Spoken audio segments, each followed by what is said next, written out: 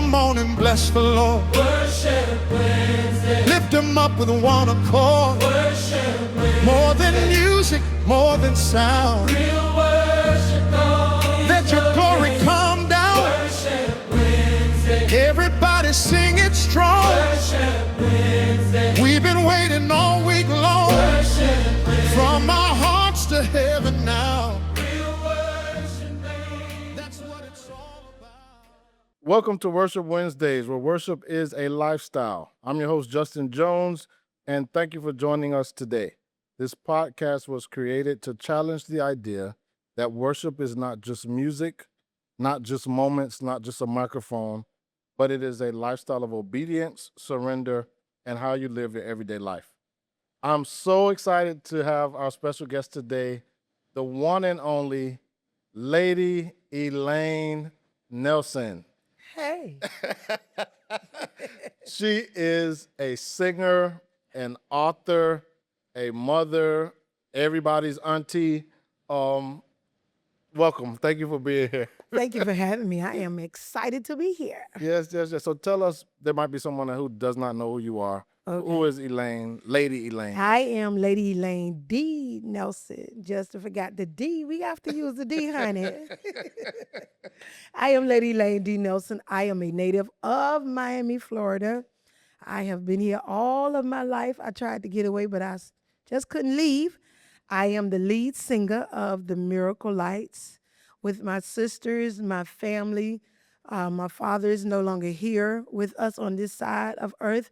My mother is still here. I am the second of 6, 3 boys and 3 girls. So I'm the second oldest, and I am a mother. I'm a godmother. I am a auntie. I am the host of the South. That's who I am. Yes, you are. I'm the host of the South, and I'm just everybody's person. Yes. Yes, you are. You're my person too. She is everything, literally everything you just said and more. You're also a grandmother. Yes, I am a grandmother. Let's see. I have 3 grandgirls and 1 grandboy. Oh my goodness. 3 grandgirls and 1 grandboy. I know 61 and a grandmother. Grandma. So I want to jump right into this. Sure. I know your family. I think most of you, if not all of you, have musical abilities. Right. Either they play a instrument or sing.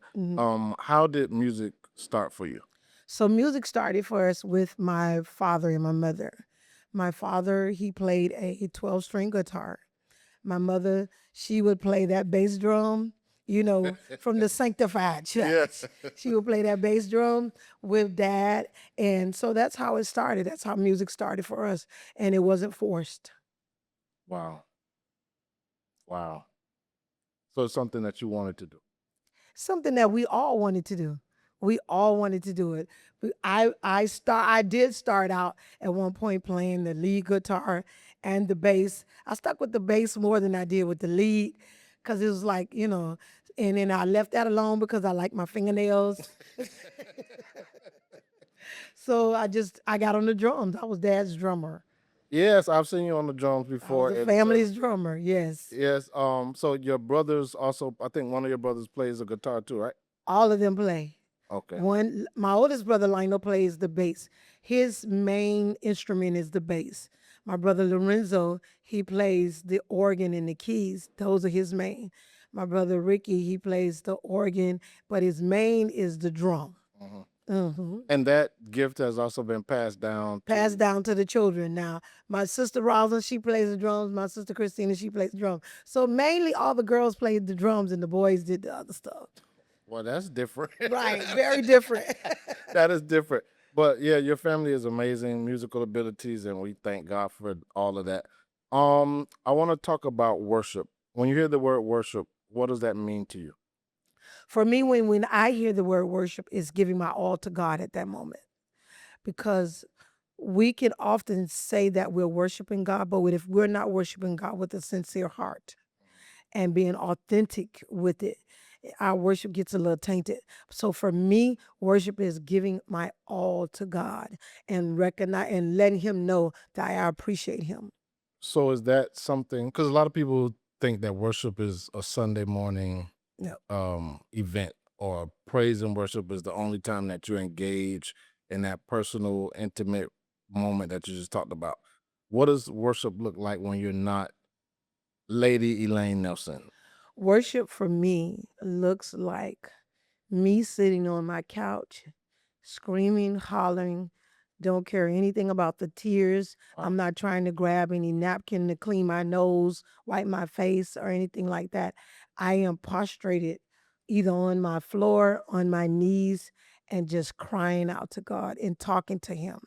Just letting Him know that I appreciate Him, what I need Him to do. And even if He don't do it when I ask Him, I still trust that whatever His decision is, it's good for me. How you said something that's very important because most people pray and ask God to do A, B, C, D, E, F, G. But what if God doesn't do that? You just said I'm whatever. okay with that. Because for the reason I'm okay with it is because even though I want that, it may not be good for me. Even though I want it, it may not be good for me. And so many times we can pray and ask God for something, and what we don't realize is that God is like, okay, wait a minute. I keep telling you no, but you want to keep asking me. So let me just move my hands back a little bit from that and let you have it and let you see you didn't need that. You shouldn't have had that, but you wanted that. So God will let us do it. Go ahead. He gives us the will to do it. But when it comes to being okay with knowing that that's not what He wants for us, we have to get that in our hearts and in our spirits. That is really good. That is really good. I have a question. Mm. When did you realize that worship is more than just singing? Because you've been all over the world. You've been on every program, everything. But when did you realize that it was more than just the microphone? When I realized that worship for me was more than just singing was when I was giving birth to my son. When I was giving birth to my son, because I was literally in labor for 3 days. And when I did go to the hospital and they like, we have to take him now. And when they induce your labor and what have you, everything was bloody. And he died, and they say I stopped breathing. We both stopped breathing.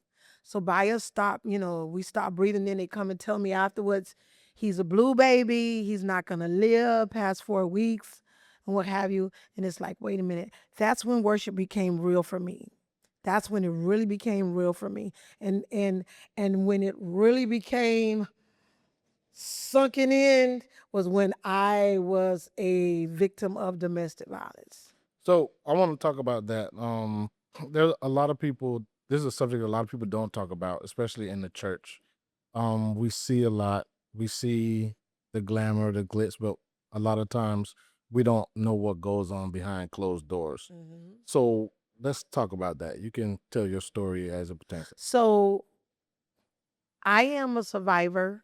This year, April will make 11 years that I am a survivor of domestic violence.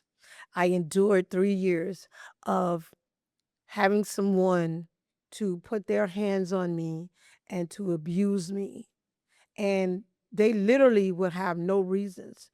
And it was hard.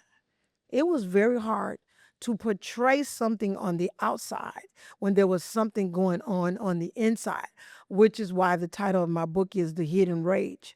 Now, why is the title of my book The Hidden Rage? Is because for the first year and a half of us dating each other, he didn't portray any of that, any of the abuse. He was the lover. He was the guy that'll go and buy shoes, bring presents by the job, show all of the accolades of love, love, love, love, love, and none of the abuse would happen. Now, when I did look back, I said, wait a minute, there was a sign, but I missed it What do you think caused you to miss the signs? because I was being rebellious at that time.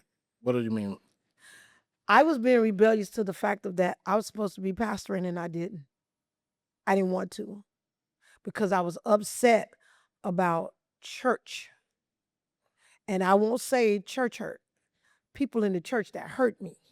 Because we often use the word church hurt. No, it's people Yeah. in the church. So I was on a sabbatical for a year and a half. I was on a sabbatical. That year and a half that him and I dated, I was on a sabbatical. I was not preaching. I was not singing. I wasn't doing anything. I would go to this particular church where I am now a faithful member to at, and I've been a member there. Let's shout out your pastor. Yes, Pastor Greg. I talked to him last week. Let's shout out your pastor in your church. Yes. Go ahead. Pastor Gregory D. Thompson. Yes. New Harvest Church, 12145 Northwest 27th Avenue. You better know where your church Service is at. starts at 9:30 every Sunday morning. Yes. Come on and you'll catch me with a mic in my hand. He's a great man.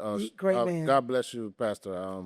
Yes. So I went there because someone invited me to a family and friends day there. And I saw a couple of people. Even when that person invited me, I said, please don't tell them I sing. Don't tell them I do anything, because that's not why I'm here. And I took that to sit. And while I was sitting, I didn't want to do anything. So what happened was he didn't know me. This guy didn't know me. He didn't know who I was. Wait, so the guy was in church? No, Okay. he just went. So he saw you in church. No, he did not see me in church. He saw me at a red light. Okay. He saw me at a red light, blew his horn. My top was down on my car, and I was chilling. Okay. And he blew his horn, and I made him follow me to the post office. He gave me his number. I waited 2-3 weeks later to call him. Some big fight was going on. And I had said, hey, called him. He was like, oh, Casper the Ghost. And it started from there. And after we got married, and I started back preaching, taking events, taking engagements, singing and going, it was like a culture shock for him. Like, okay, wait a minute, who is this? And not knowing that he had that rage of jealousy. And that's when I found out that he had the rage of jealousy. And that's when my worship really became strong, because I had to worship through that situation. I had to worship through the abuse. I had to go to church, lift my hands and sing and pray and tell everybody, God is a way maker. God will bring you through. God will deliver you. But after I finish, I'm going home to be abused by a man that said, okay, who talked to you today? Who sat by you in church? Even there's someone that you and I know. One day we were at service and this person said, oh, Elaine, I like your necklace. And that was a whole, after service, the whole day of me being abused. If it wasn't physical, it was verbal. It was verbal abuse. I'm not this, I'm not that. That man told me I was the ugliest woman he had ever been with. That's what he told me. And that's how the song I Am was developed. My song I Am was developed. Wow. Yeah, so during that time, my worship was so pure, so authentic, and that's when I really had to dig in to know who God was for me. So when was the first time the physical abuse started? When I went somewhere, when I went to an event, and I told him I had to sing at that event, but I didn't come home with something proving that I was there. So he thought I was out cheating. So you had to have like a program, or I had to have a program with my name on it. Like this event, you would have had to show me something that I would have had to give him to say, okay, I was here tonight. I'm gonna say something. You shared with me some things maybe 10 years ago, maybe, but like maybe 7 or 8 years ago. Yeah, Because my church used to be around the corner from your house, absolutely. and every Sunday I would go to your house and say, "Hey, auntie," Mm-hmm. and I give you a hug, and then I would leave. Mm-hmm. I remember seeing you in a grocery store. I think we were in Publix or in Dixie, and I hadn't seen you in a while. And would you mind talking about what would happen when I would come over? I don't mind at all, because that's my story. That's my story. That's my story, but that's not who I am. That's my story. That's what happens. And I want to encourage anyone that anything that you go through, anything that happens to you, that story was written. God wrote that. Yes, it may be hard. Yes, it may be bad, but you have to know that there is a story behind it, and he wrote it for a testimony such as this. So when you would come to the house to speak, if you notice, I would come out You the always door. came outside, yes. I always came outside because he would be in there. And I didn't want him to project that that anger, that whatever that spirit was that he would have on him that day. I didn't want it to project it on you. And then when I go in, why he has to come over here? Why does he have to be here? What is that all about? I said, that's my nephew. That's my nephew. He's coming to speak to me. He's coming. It was always a discussion. And I literally started praying, okay, Justin, just don't come. Just don't come. But I wasn't going to tell you that. I would dare not tell you. I would not tell you that. But that would be his it was always why? I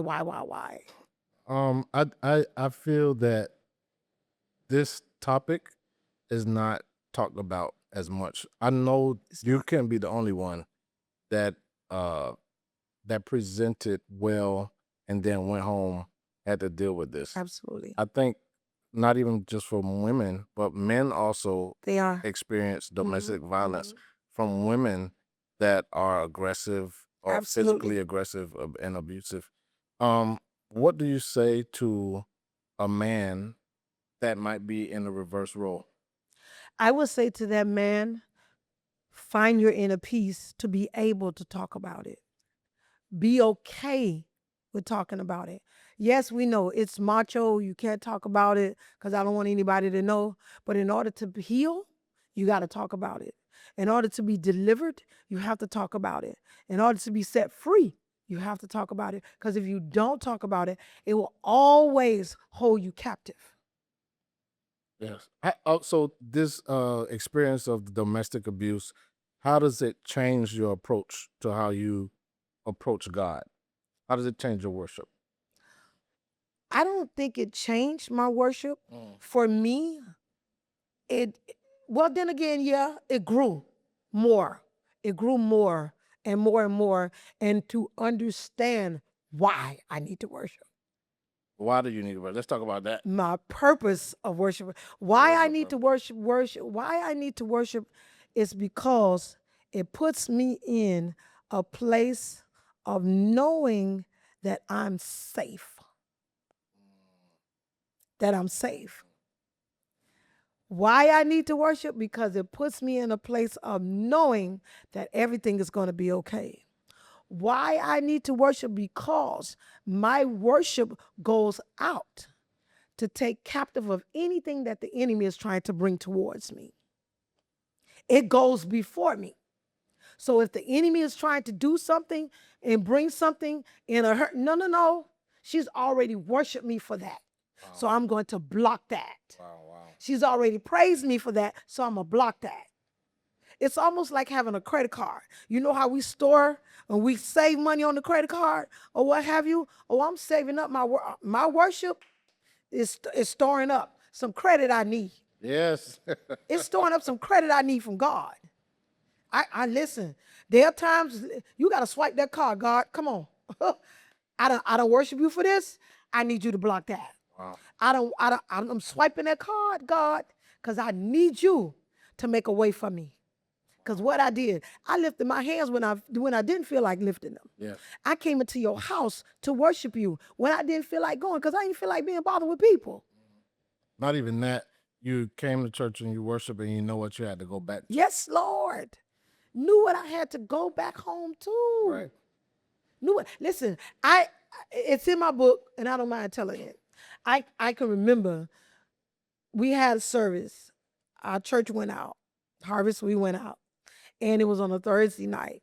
And my nephew didn't come that night to play the drums. So I'm like, okay, I'll play. Shouts out to Tobias. Tobias, yes. So I play. Let me get on it and let me play. I did that. I got on and I played. That Friday, he came in and I was fixing dinner. He came in and he was like, oh, You didn't tell me what happened last night. I listen, to this day, I don't know who this little bird was that would tell him things. So I said, I did tell you because that was something that I had to do. Tell him everything that happened in service. So I said, I did. I told you what Pastor preached. I told you what songs were sung. No, you didn't tell me everything. You didn't tell me that you played the drums that night. So I took the knife and I stood it up. Oh, you getting ready to stab me? And let me tell you, those 3 minutes felt like 10 because he beat me from the kitchen to the living room and he kept beating me. And when I, was able to regain some sense of what was going on, he was standing over me with his foot, say, I ought to stump you until you're unrecognizable. Yeah. Uh-huh. And let me tell you something. I lied about something that man did to me. I lied twice about something because I did not want anybody to know what was going on. My left eardrum, he burst my eardrum by punching me in my head. Wow. And I used to be with you all, and you all didn't know how my eardrum was burst. I would have to make sure God has healed it, but there's times that if something is too loud in this side, it'll start ringing. God has healed it fully. And there was a time when he punched me in my chest, and I have a heart murmur. Punched me in my chest, had to call the paramedics. I was gasping. Call the paramedics, but he made sure he sat in that room when the doctor said, what happened? Mhm. What happened? I said, oh, I don't know a lot about that. Didn't know. He dislocated my shoulder. A lot was going on that you all didn't know. You would come to the house and say, hey, auntie. Couldn't tell you anything. That's why my worship Wow. is so authentic with God. Yes. I'm intentional about my worship with God. Also, I'm intentional about loving people because I didn't know what it was to be loved by someone that would abuse me. Do you think that people endure the violence and the abuse because they're looking for love or don't know what real love feels like? Yes. They're endured because there's something that was missing. Mhm. There's something that was missing. Let me explain that to you when I say that. When I say that, it's because you know my dad, and we close. My family is jail, right? But because I was the oldest girl, I have a brother. Lionel is older than me, but because I was his oldest girl, and the one that had to make sure everybody else was in place, I had no time to be feminine. Sounds Say it crazy. again. I had no time to be feminine. Wow. So when I got with someone that was showing me how to be feminine, how to be soft, he took advantage of that. Wow. I didn't know how to be feminine. I didn't know. Yeah, I walked around looking feminine, but I didn't know how to. Justin, come on, auntie will chop a liver and kill a frog. Right. What's your nickname they used to call you? Ooh, you finna go there? Well, Ladies and gentlemen, the nickname is Punchy. why did they call you Punchy? No, but this is I so appreciate you sharing this. Maybe two more questions. No How problem. can the church help people that have been in the situation that you've been in? They have to create a safe space and allow them to be okay to talk and to say something. A lot of where we come from is what happens in this house stays in this house. Father, How do you feel about that statement? I don't like that statement. Why not? I don't like it either. I'm The just reason I don't like that statement is because just because they may not tell you something in the house, they may have that one person that they can say something to that is not in the house and know that that person will trust what they're sharing with them.